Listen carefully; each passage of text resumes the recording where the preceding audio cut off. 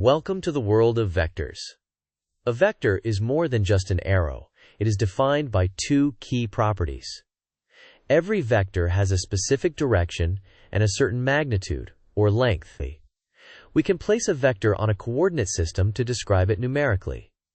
By tracking its horizontal and vertical components, we represent the vector as a column of values. We can also combine these vectors through addition. By placing the tail of one vector at the tip of another, the path from the start of the first to the tip of the second represents their sum. Vectors can also be scaled. Multiplying a vector can stretch its length, while multiplying by a negative number flips its direction to point the exact opposite way.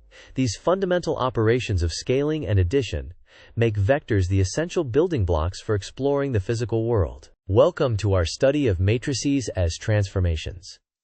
Let's start with a vector pointing to 1, 1 on our coordinate plane. Mathematically, applying a matrix results in a new vector, which we can track by looking at where the tip moves. When we apply this scaling matrix, the vector doubles in size, stretching the entire coordinate system along with it. To truly understand these changes, we must focus on the green and red basis vectors. This rotation matrix shifts those basis vectors, turning the entire plane 90 degrees.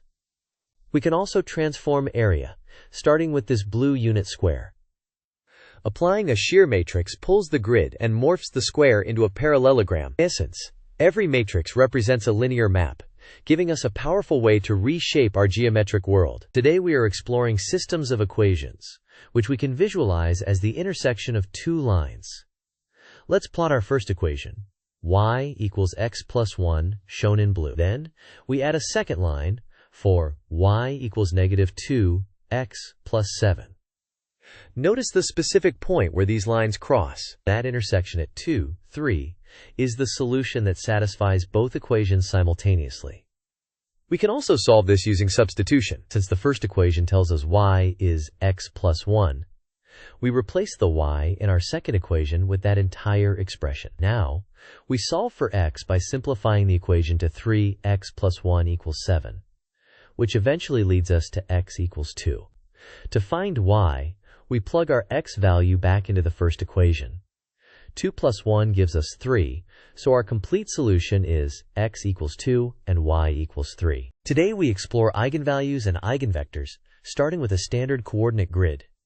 Consider a vector v, and note how it exists in our initial coordinate system. Applying a linear transformation usually changes both its direction and its length as the space skews. However, eigenvectors are special because they stay on their original span even after the space transforms. They are simply stretched or compressed following the equation, where matrix A times vector versus equals lambda times vector versus. This scaling effect can extend the vector, bring it back to its origin, or even flip its direction entirely. This dashed line shows the span where every vector behaves in this exact same way. We call this the characteristic direction, where all vectors along this path scale together as a single unit.